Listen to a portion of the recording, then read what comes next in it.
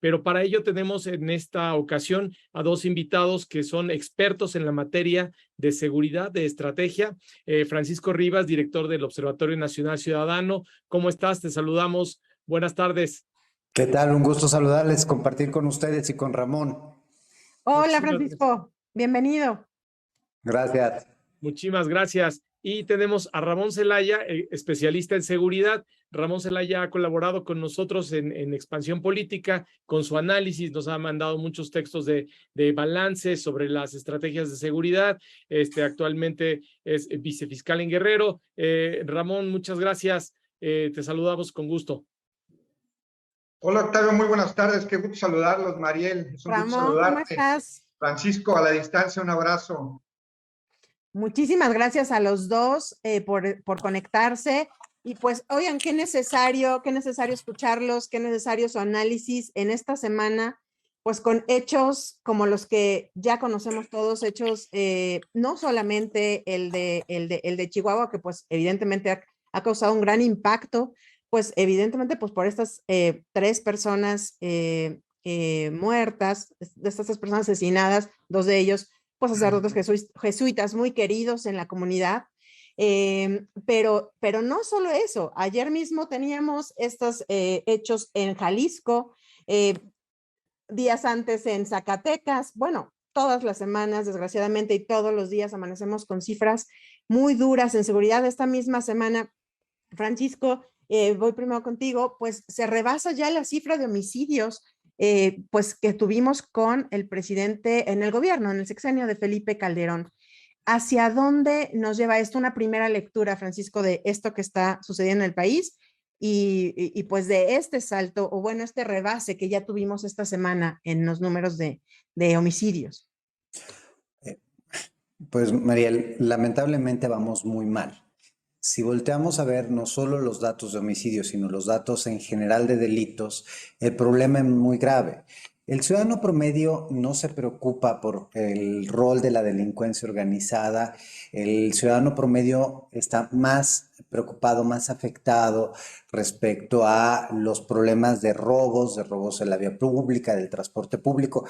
Ahorita escuchábamos a Xóchitl precisamente hablar de estos temas y decirnos, recordarnos que pues muchas personas ya ni siquiera se sienten agraviadas por un hecho delictivo que ocurre en las calles, precisamente porque estamos acostumbrados. Generalmente quienes sufren más los robos son los trabajadores, porque también los horarios de robos se concentran en donde hay más gente en las calles o donde la gente está más usando el transporte público.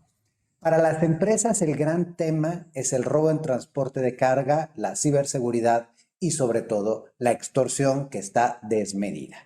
Y evidentemente cuando hablamos de temas de gobernanza sí estamos hablando del rol de la delincuencia organizada, su participación en los diferentes negocios lícitos e ilícitos que van desde el control del agua en ciertas zonas del país, el tráfico de especies protegidas, el problema de trasiego de drogas, pero de piratería, pero de tráfico de armas, pero de tráfico y trata de personas, etcétera, etcétera, etcétera. Formas de extorsión que no conocíamos antes, como el control de los mercados lícitos o el control de autoridades municipales. Y entonces, cuando volteamos a ver esto, entendemos por qué vamos tan mal. Tenemos, efectivamente, ya rebasamos la cifra de personas fallecidas en todo el sexenio de Calderón, es decir, en 42 meses de esta administración ya superamos lo que pasó en un sexenio en donde nos sorprendía la violencia. Pero también hay que decirlo con toda claridad, en 42 meses rebasamos por un 150%, es decir, tenemos un número récord de personas desaparecidas si lo comparamos con los 54 años anteriores, es decir, de marzo de 1964 al 30 de noviembre de 2018, habían en nuestro país 41,000 personas desaparecidas. En 3 años y medio tenemos 60,000 más, o sea, ya rebasamos las 100,000 personas desaparecidas.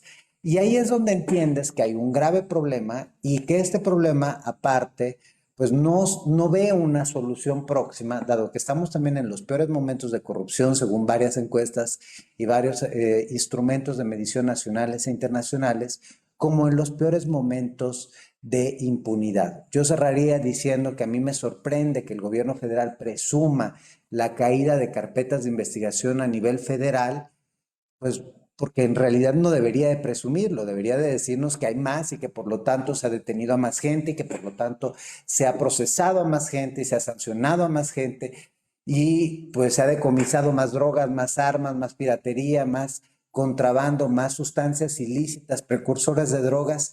Y esto no lo estamos viendo. Y hoy que se escuchan supuestos audios del fiscal, lo probable es que tampoco sucederá nada, entonces seguiremos en un proceso de impunidad que ayuda a que los delitos sigan creciendo. Muchas gracias, gracias Francisco. Justo hay muchísima información de la situación y de diagnóstico de lo que ha venido sucediendo, vamos a decir, en los últimos 3 sexenios. Quiero comentar contigo, Ramón, la circunstancia de, a ver, ¿tenemos suficiente información para un diagnóstico de la circunstancia por la que está atravesando el país? Y la pregunta en concreto sería, ¿es confiable lo que estamos viendo de información? Porque también sabemos que cambiaron ciertas metodologías, decía Xóchitl hace rato y retomaba Francisco, no toda la gente denuncia, entonces tenemos una amplia, y todos lo sabemos, una amplia cantidad de delitos que no se denuncian y que están en la cifra negra. Entonces, mi primera pregunta, Ramón, es, ¿tenemos la información necesaria para elaborar un diagnóstico que nos permita llegar a un nuevo planteamiento que creemos que pueda ser necesario? Voy contigo, Ramón. Por supuesto, Octavio, la cifra es confiable, la cifra es viable, es una estadística que nos permite vislumbrar qué es lo que está pasando históricamente en el tema de la seguridad pública en el país. Sin embargo, yo creo que a veces no hay que ver los números fríos en absoluto. Si bien tienes toda la razón, hay delitos que no se denunciaban o que no se cuantificaban, hay que tomar en cuenta, por ejemplo, el feminicidio. Históricamente es de reciente contabilización, ya tiene un par de años, pero es algo que no se hacía. Existen muchos delitos con cifra negra, existen muchos delitos que van variando de acuerdo al carácter estacional incluso de los delitos, pero es muy interesante tu pregunta, Octavio, porque nos tenemos que preguntar, ¿la estadística criminal es confiable para determinar la situación de seguridad pública del país? La respuesta es sí, es un sí contundente. Pero si hacemos un comparativo entre los números contra la percepción, ahí es donde hace un clic, hace un match. ¿Por qué? Porque hay un instrumento muy interesante que se llama la ENSU, la Encuesta Nacional de Seguridad Pública Urbana, y fíjate, Octavio, Mariel, la ENSU no mide, no se basa en números, no se basa en lo cuantitativo, se basa en un tema de percepción. Y si tratamos de hacer clic entre la ENSU versus la metodología del Secretariado Ejecutivo del Sistema de Seguridad Pública, vemos que es coincidente. Más del 68% de la población se siente insegura en sus comunidades, de manera general. Tenemos que hacer un desglose por hombres, un desglose por mujeres, pero en general estamos hablando que más de la mitad de los ciudadanos del país sienten que vivir en sus comunidades no es seguro. Y todavía identifican lugares de riesgo como el cajero automático, debería ser es un lugar común de uso muy constante, y donde la gente debería ser un lugar habitual, se sienten inseguros. El asalto en el transporte público en el Valle de México está desatado. No hay política pública ni política de seguridad del gobierno de la Ciudad de México ni del gobierno del Estado de México que hayan permitido frenar esta percepción. Entonces, lo que dice Francisco, estoy totalmente de acuerdo. ¿Qué le duele al ciudadano? Le duele lo que le afecta a su bolsillo, lo que lo lastiman. Esos delitos del fuero común que ni la federación ni los estados han sido capaces de frenar. Entonces, totalmente de acuerdo con lo que dice Francisco, y si lo comparamos con la percepción que siente el ciudadano en el tema de la inseguridad, por supuesto que hace mucho sentido los números y la sensación de inseguridad. Francisco, ¿cómo estamos en materia de, digamos que de otros delitos? Evidentemente el delito de homicidio, por ser de tan alto impacto y además ustedes nos lo han explicado varias veces, pues evidentemente ahí no existe una cifra negra porque pues hay que ir a recoger un cadáver, ¿no? Bueno, hay veces que ahora ya en algunos puntos, algunos miembros del crimen organizado ya se dan por llevárselos, ¿verdad? Pero digamos, ¿cuáles son los delitos que más están afectando a la gente? Recientemente, y hablábamos de esto con Xóchitl Gálvez hace un momento, la extorsión. El presidente incluso también hace ayer o antier, reconoció que los números de extorsión están muy fuertes. Tuvimos la semana pasada pues estas imágenes de este mercado de Chilpancingo en donde los vendedores de pollo de verdad decidieron colgar su mandil y decir, no hay, hablamos de eso, pues porque nos están extorsionando y no hay nadie que nos salve de esto.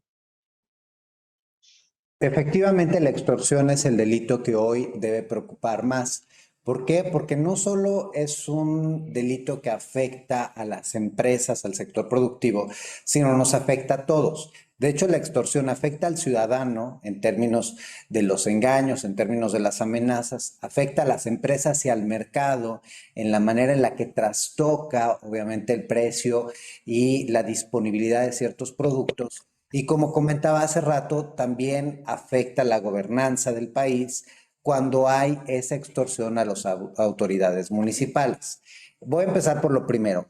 Xóchitl hacía referencia a los engaños. La verdad es que los engaños telefónicos, lo que sabemos tanto de las encuestas que hemos realizado en el observatorio como lo que ha hecho INEGI, como los datos que hemos investigado, nos dicen que aproximadamente por cada 100 extorsiones que se cometen, 10 de las telefónicas, solo el 10% son las que efectivamente se consuman. Eso no quiere decir que nosotros como ciudadanos no sintamos ese peligro, ese riesgo y esa cercanía con el delito. Ya lo tomamos a risa, sobran en redes sociales las llamadas en donde desde que se empiezan a burlar de las personas que están extorsionando hasta los que los insultan, etcétera, etcétera, etcétera. Han crecido las extorsiones por la vía cibernética, es decir, por medio de los mensajes, por WhatsApp, por redes sociales, etcétera, como también los robos de identidad por redes sociales, en donde se hacen perfiles para sacar información y precisamente poder luego solicitar dinero. El año pasado, insisto, tuvimos una ola, por ejemplo, de robos de WhatsApp, en donde pues la gente recibía durante la madrugada, quien no tenía el doble candado se quedaba sin su WhatsApp y a lo largo del día estaban mandando solicitudes para pedir dinero. Y nosotros simple y sencillamente en 3 meses atendimos a más de 100 personas en el área de atención a víctimas del observatorio sobre este tema. Pero sí me voy a ir a lo que a mí me preocupa más, que es la extorsión presencial. La extorsión presencial ahoga al pequeño comerciante. La tenemos en la Ciudad de México, Xóchitl hablaba sobre Polanco, Condesa, pero no es un problema exclusivo de zonas, está distribuida en toda la ciudad y en todo el país. Y prácticamente todas las actividades comerciales que tenemos en el país sufren alguna forma de extorsión. Y ahí la extorsión presencial, pues uno es la más peligrosa porque estás viendo de frente al delincuente con el arma y también tienes menor posibilidad de denunciar porque no sabes si a quien le denuncias va a ser el primero que luego corre a decirle al delincuente y por lo tanto lo que se conoce como levantón, te desaparecen, te matan, te queman la actividad. Nosotros documentamos en los estudios que hemos hecho, por ejemplo, casos en donde al final la gente, o porque ya no quería pagar, o porque no tenía ya las condiciones de pagar, o perdía la vida, o terminaba con lesiones dolosas muy graves, o terminaba cediendo incluso legalmente frente a notario las empresas, los bienes. Las tierras. Exactamente. Y en ese sentido, el que más me preocupa en este momento es el control del mercado lícito. ¿Qué está pasando en aproximadamente 500 municipios del país? Hay un control sobre quién produce, y estamos hablando de limón, de aguacate, como estamos hablando de arándanos, como estamos hablando de huevo, como estamos hablando de pollo, de leche. De tortilla, claro. Sí, sí. Exactamente, en quién distribuye. Y finalmente en ciertos municipios también se vuelve un control en quién vende. Ya no se le pide piso como se suele decir, a todas las tiendas, pero se le dice en este municipio, en este poblado, solo tal negocio puede vender el huevo, solo tal negocio puede vender refrescos, cigarros, cerveza u otros bienes de largo consumo. Por ejemplo, hay cadenas de producción y hay empresas que ya no entregan en determinados municipios precisamente por ese control que hay, y eso acaba siendo un impuesto más hacia los más pobres, porque entre otras cosas son los municipios más pobres. Y en ese sentido, pues obviamente encontramos que el huevo en ciertas zonas de Guerrero, como de otras entidades, como es el caso de Veracruz, de Hidalgo, del Estado de México, por citar algunos de Michoacán, acaba costando más que en el mismo Polanco o Lomas de Chapultepec en la Ciudad de México.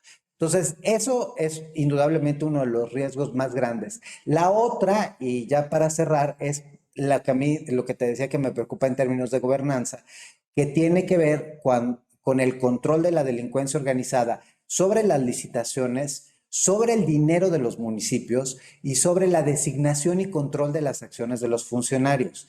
Y esa es la que sí pone en riesgo nuestra democracia, sí pone en riesgo nuestras instituciones y debemos ponerle un ojo atento. Lamentablemente, por ejemplo, de los casos que se han tenido, no hay ni una sola carpeta en la Fiscalía General de la República, y esto es de competencia de la Fiscalía General de la República por este tipo de delitos.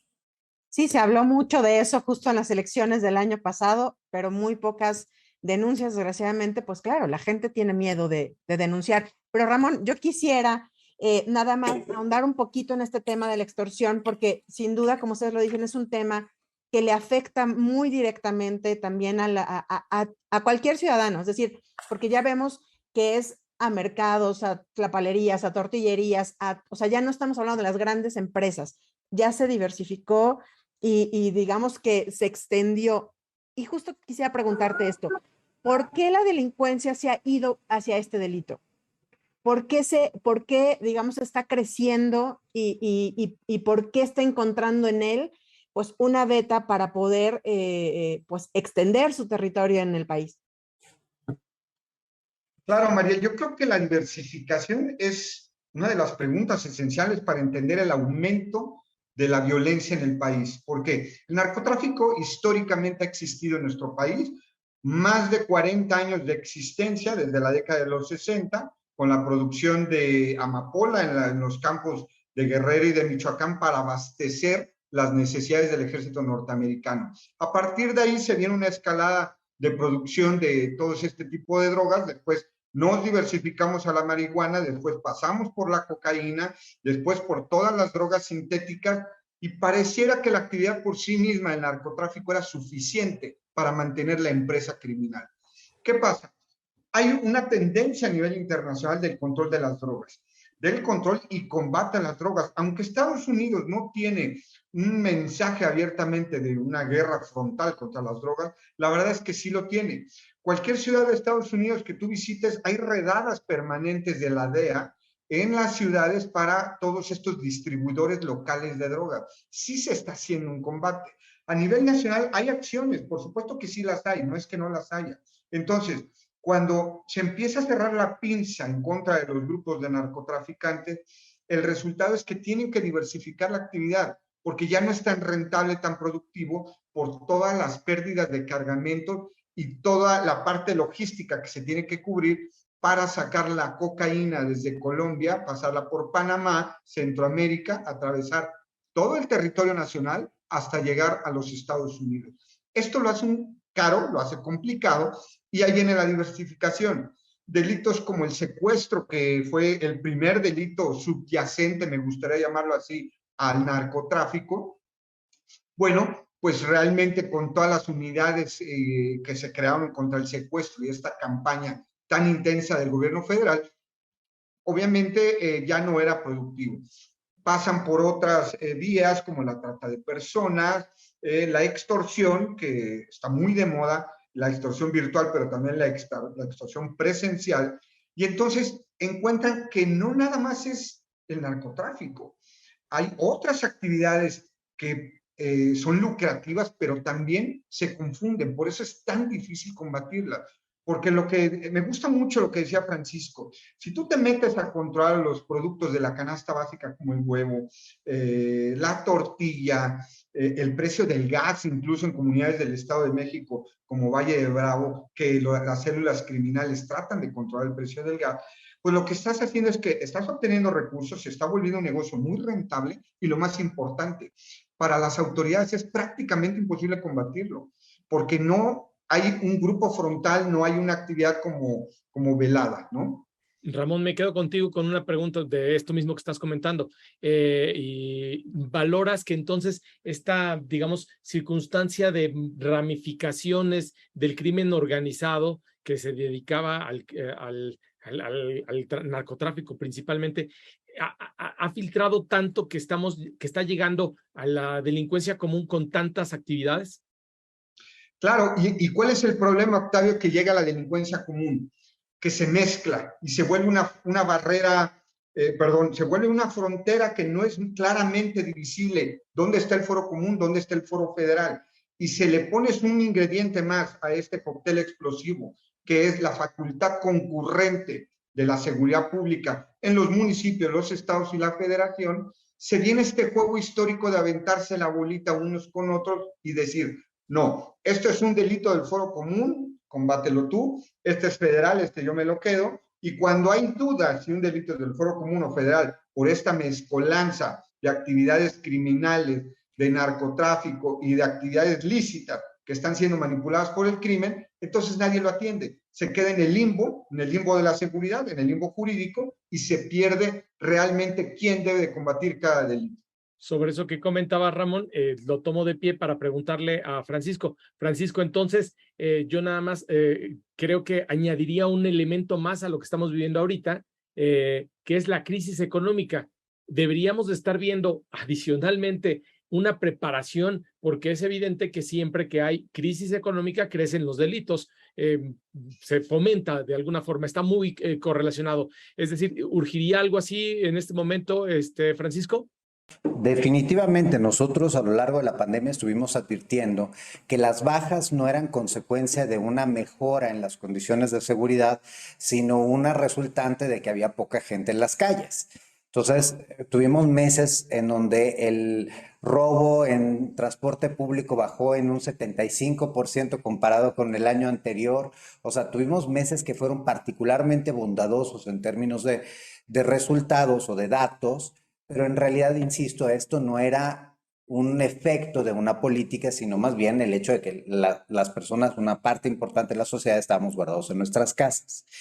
Ahora, ¿cuáles son los delitos que crecen precisamente con las crisis económicas? Los delitos patrimoniales, que son los robos, las varias formas de robo, la extorsión se adscribe a estos.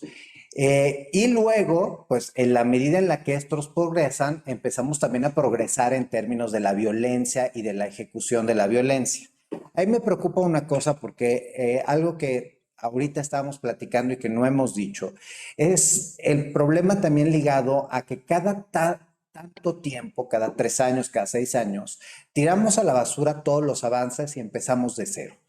Y el ejemplo, ahorita Ramón hacía el recuento de cómo las unidades especializadas contra el secuestro habían sido efectivas en el combate al secuestro, y concuerdo con él porque tuvimos no solo una disminución de los casos, sino un aumento de las detenciones y de las sanciones.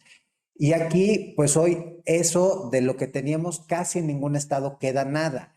Pese a que hay una ley, pese a que hay acuerdos que decían que el personal de las unidades especializadas no debía de ser removido. Y aquí el gobierno federal y los gobiernos estatales lamentablemente nos están mintiendo en términos de datos. Nosotros encontramos y lo presentamos en enero de este año cómo en la medida en la que disminuyó el secuestro, que es a partir de finales de 2019, empieza una escalada de una categoría conocida como otras privaciones de la libertad, que son otras privaciones ilegales de la libertad, que quiere decir todo y no quiere decir nada.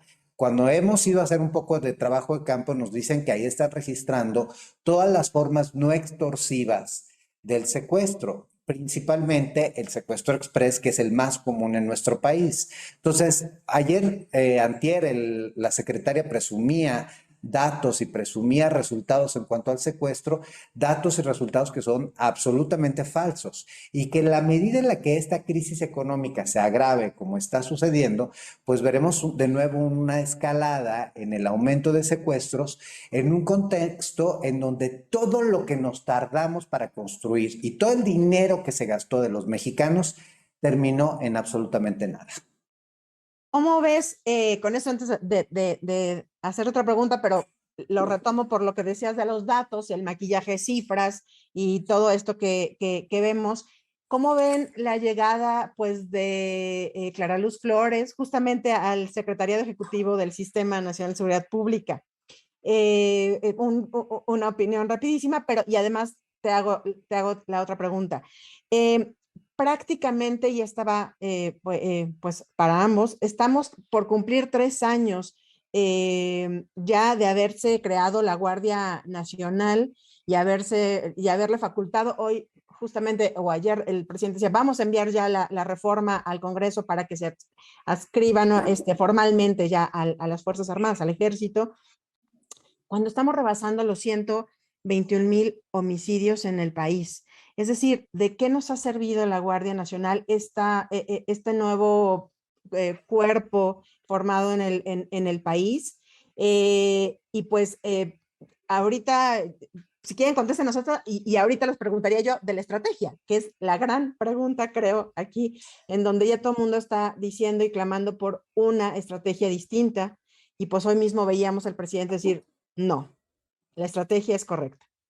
Pues Francisco, adelante. A ver, yo lo que puedo decir sobre Clara Luz es que como alcaldesa hizo un gran esfuerzo y contrató a uno de los mejores secretarios de seguridad local, quien es Gerardo Pámanes, y que hoy regresó y que por mucho tiempo fue rector de la Universidad de la Fuerza Civil en Nuevo León y es un experto en seguridad. Entonces, eso me da confianza de un nombramiento.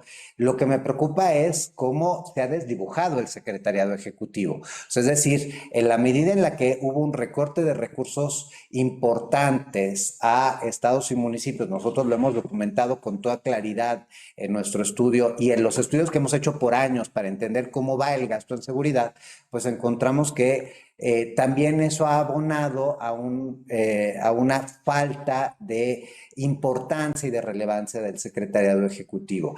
En el caso específico, el secretariado creo que ha hecho una de las pocas cosas buenas que se han hecho en el sexenio en materia de seguridad, que fue la creación de un modelo de policía con justicia cívica, y que pues al contar con 0 pesos, 0 centavos, es un gran modelo, un gran esfuerzo, que descanse el sueño de los justos en los cajones de las secretarías de seguridad municipales. Entonces, pues de nada sirve tener un modelo si luego no tienes cómo implementarlo, cómo corregir, cómo implementar los controles de confianza, cómo evaluar, cómo transformar. Ahora, yo sí lo tengo que decir con toda claridad. No hay estrategia, no la hay. No hay forma de decir que hay una estrategia. Hay una narrativa y una bonita narrativa en la que creo que más o menos todos los mexicanos podemos coincidir que es importante atacar las causas, que la violencia no se combate con la violencia, pero el Estado tiene una función sustantiva que es la de cumplir y hacer cumplir la ley. El presidente de la República tiene una responsabilidad constitucional. No es si se le antoja o no se le antoja perseguir los cárteles. Si un grupo delictivo comete un ilícito, el gobierno, tanto federal como estatal como municipal, tiene una responsabilidad y una corresponsabilidad. Por ejemplo, yo sigo indignado por la liberación del hijo del Chapo y que el Congreso no haya hecho nada en llamar a cuentas al secretario de Seguridad, al secretario de la Defensa, que todos estuvieron echando la bolita, que sí sabía el presidente, que no sabía, que sí dio, hasta que él mismo dijo, yo di la orden. Eso, perdón, pero tiene consecuencias en términos normativos y de responsabilidades, porque eso sí es un delito, eso sí es una ruptura del Estado de Derecho. Y cuando el presidente dice abrazos y no balazos, pues en realidad miente con todas las luces. ¿Por qué? Porque en este sexenio tenemos una mayor confrontación, una mayor pérdida de vida entre las confrontaciones entre delincuentes y fuerzas federales. Tenemos más violaciones a derechos humanos, tenemos más desapariciones forzadas que en los 2 sexenios anteriores juntos. O sea, entonces eso de abrazos y no balazos es falso. La Guardia Nacional es un cuerpo que nació emberrinchado, es decir, para quitar o para desaparecer una Policía Federal que era una de las mejores instituciones de seguridad del hemisferio, con un mundo de problemas que podían ser corregidos, pero que podían ser corregidos. Sin ningún criterio se pasó la Policía Federal a la Guardia Nacional, no hubo una depuración, se violaron derechos laborales de la gente, a la sociedad civil nos vieron la cara y nos mintieron en nuestra cara. Todavía el día de la aprobación última en el Senado estábamos varias organizaciones civiles ahí, nos pasaron un punto de acuerdo, el punto de acuerdo que aprobaron fue otro y al final la Guardia Nacional se volvió un cuerpo militar, privando al país de una policía civil y de una policía profesional para el país. Hoy la Guardia Nacional tiene pocas horas de formación contra los meses que tenía la Policía Federal. La Guardia Nacional no cuenta con los controles de confianza que tenía la Policía Federal y al estar bajo el manto del Ejército, pues también hay una impunidad imperante, no sabemos qué pasa con los casos. Y concluyo con algo.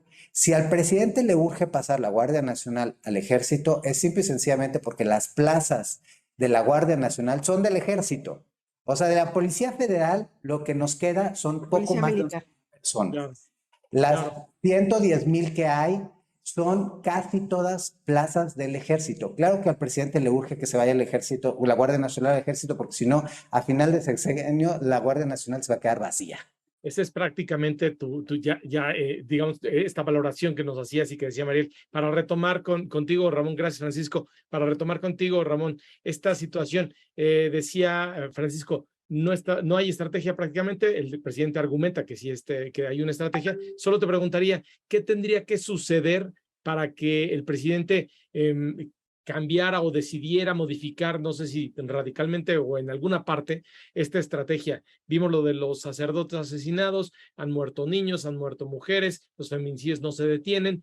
Tendría que haber alguna circunstancia, digamos, catártica, no quiero decirlo en esos términos, pero que pueda ser significativa, vamos a ponerlo así, para que se dé un cambio. ¿Tendría que ser así o tú lo ves desde otra perspectiva, Ramón? Mira, yo creo que realmente han pasado hechos tan graves de violencia en nuestro país, donde han muerto mujeres, niños, ha habido masacres de distinta naturaleza, que hemos perdido la capacidad de asombro, la capacidad de sorprendernos. Entonces es una pregunta muy difícil porque si tuviéramos que decir que tiene que pasar una gran tragedia para que se cambie algo, en realidad ya pasó, ¿no? En realidad ya las hemos vivido. Por eso creo que es difícil, porque yo creo que ya no necesitamos un hecho más trágico, como que muera un niño menor de edad en una agresión armada en el estado de Guanajuato, en Tamaulipas, en Michoacán, en Guerrero, en cualquier parte del país que lo hemos visto. Sin embargo, yo creo, si tuviera que contestarla necesariamente, yo creo que en cuanto empecemos con actos de terrorismo puro, ahí va a cambiar la Constitución. Ojalá que no. No lo hemos tenido hasta el momento. Hemos tenido actos que parecen o que tienen tintes o que podría hacerse una analogía de un acto de terrorismo. Pero cuando lo tengamos flagrantemente, como en Colombia, ahí va a ser el punto de inflexión donde vamos a cambiar, ¿no? Y respecto a la política, si me permite rápidamente, claro, claro. No, adelante. Yo creo que en realidad a la política de Calderón, a la política de seguridad de Calderón le faltó algo como a la política de este gobierno le falta. Yo siempre he sostenido que cualquier estrategia de combate al narcotráfico tiene que basarse en 3 ejes. Combata las estructuras operativas de los grupos criminales. Combata la estructura de lavado de dinero, que es lo que es la piedra angular, lo que es el motor de la organización, el dinero. Y finalmente, disminuir la base social.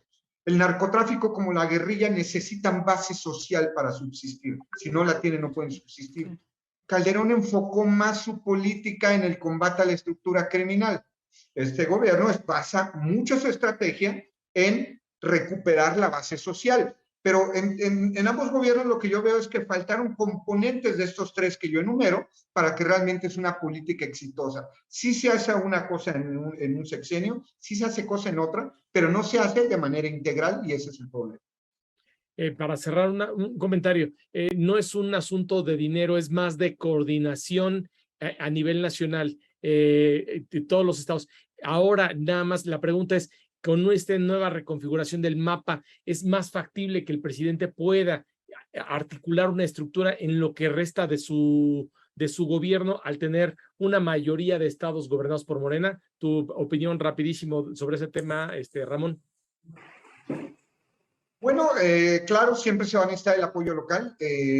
Yo platicando con Francisco, un gran amigo, siempre hemos dicho, la seguridad se construye desde lo local. Si tú empiezas a trabajar en la policía de proximidad a nivel municipal, vas a tener mayores posibilidades. Entonces, si los gobiernos locales están alineados con el gobierno federal, obviamente hay más posibilidades de éxito. No es garantía, porque hemos visto casos como Veracruz, que es un estado gobernado por Morena, y no vemos ningún tipo de avance.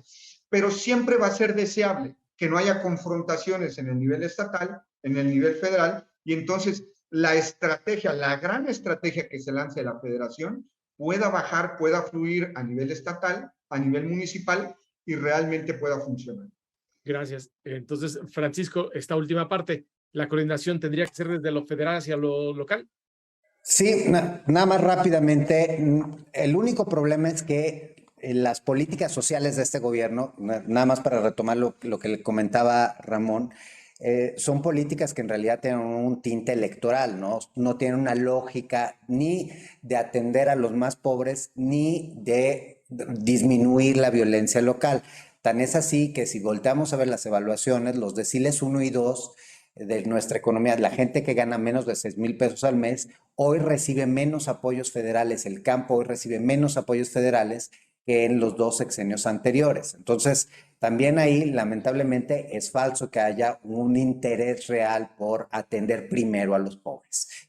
Dicho esto, pues sí, o sea, se esperaría que cuando hay una cercanía en el entendimiento político, fluyen las cosas. Lamentablemente, los datos tienden a desmentir eso. Si hoy volteamos a ver las 6 entidades más violentas de este año, son entidades de las 6, 5 son gobernadas por Morena. Si volteamos a ver las que tienen mayores debilidades institucionales y mayores niveles de impunidad, son gobernadas por Morena.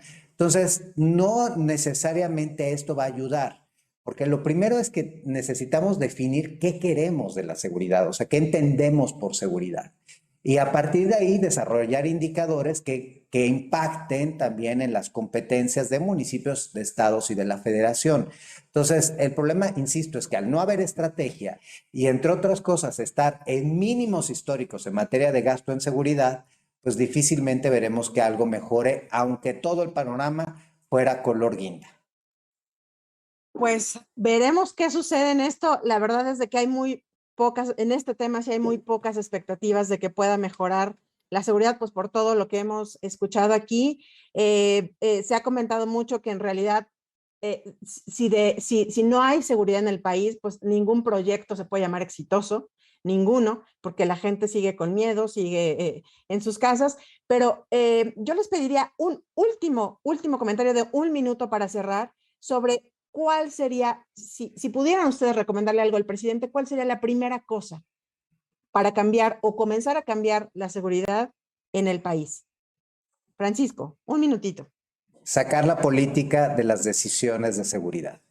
Hoy tenemos decisiones políticas y mensajes políticos, por ejemplo, lo que pasó en las elecciones de 2021 que tú justamente, Mariel, citabas hace rato, en donde se abandonó a los estados de oposición, se coló la delincuencia organizada operó en favor de Morena, ahora llega Morena y ya no pueden recuperar el estado. Tomemos el caso de Baja California, de Michoacán, de Zacatecas, de Nayarit, de Colima, etcétera, etcétera, etcétera. Entonces, para mí es sacar la política y hasta que no la saque, su gobierno pasará a la historia como el gobierno más violento de la historia de nuestro país. Ramón. Bueno, pregunta muy interesante. Coincido con Francisco, pero tengo que decir otra para no repetir. Yo diría la inversión. No bastan las buenas intenciones, no bastan las capacidades, no bastan los buenos perfiles. Si el gobierno no invierte en seguridad de manera adecuada, con una proyección que haga una policía sustentable en el tiempo, que perdure, esto no va a funcionar, porque tenemos policías que ni patrullas tienen, no tienen para la gasolina. Entonces, no puede funcionar una policía sin los apoyos básicos para conformarla. Entonces, invariablemente yo diría que el presupuesto en seguridad tiene que proyectarse para crear policías civiles que puedan perdurar en el tiempo y realmente impactar a la sociedad. Pues muchísimas gracias a los dos por estar aquí con nosotros, ayudarnos a entender pues un poco más de lo que está sucediendo en el país. Números pues trágicos, evidentemente, y como ya decía, desgraciadamente pues no se ve que podamos mejorar. Ojalá que se pudiera dar un golpe de timón y poder empezar a hacer estas cosas que nos dicen estos expertos que por muchos años han pues estudiado los números y el fenómeno de la inseguridad en el país. Octavio, muchísimas gracias también a ti por acompañarnos. Muchas gracias, Mariel. Muchas gracias a nuestros invitados. Sí, muchísimas gracias a todos. ustedes, un gusto estar con ustedes y con Ramón. Gracias, Muchas gracias, Mariel. Muchas gracias, Octavio. Saludos, Francisco. Gracias a todos y muchísimas gracias también a ustedes por acompañarnos, por seguirnos en las redes de Expansión. Sigan conectados con nosotros. Tenemos muchísimo más información para ustedes y en los próximos jueves, pues más paneles como el que tuvimos hoy. Muchísimas gracias. Que tengan buena tarde.